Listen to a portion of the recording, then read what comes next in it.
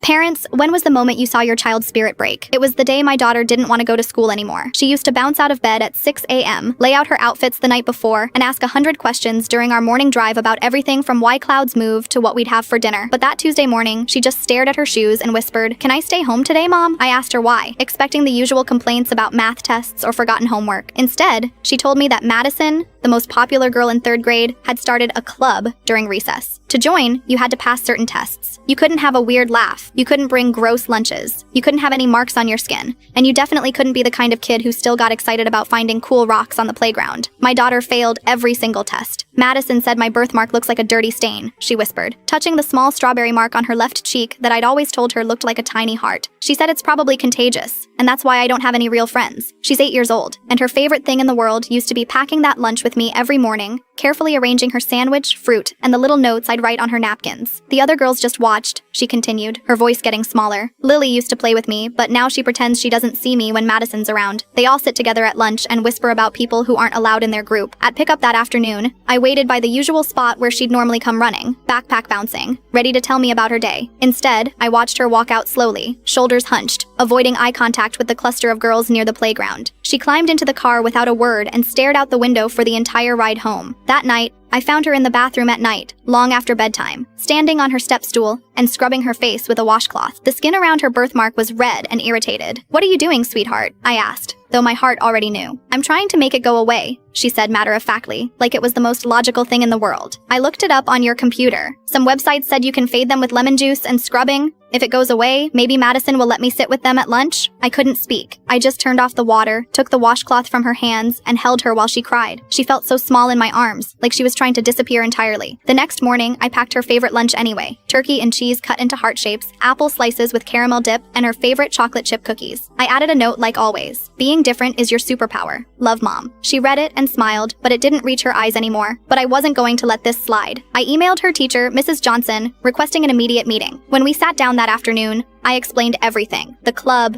the exclusion, the systematic bullying disguised as social hierarchy. Mrs. Johnson's face grew serious as I described finding my daughter trying to scrub off her birthmark. "I don't want an apology," I told her firmly. "I want action. I want this behavior addressed directly, and I want it stopped." Mrs. Johnson implemented a new classroom policy the next day: no exclusive groups during recess, assigned lunch seating that rotated weekly, a zero-tolerance policy for comments about physical appearance. I also volunteered to speak to the class about differences and uniqueness, showing them photos of successful people with birthmarks and explaining how boring the world would be if everyone looked the same. Madison's attitude shifted when she realized the entire class was watching her behavior, and the other girls started including my daughter again, when kindness became the new cool. She stopped shining for them, but I'll never stop shining for her.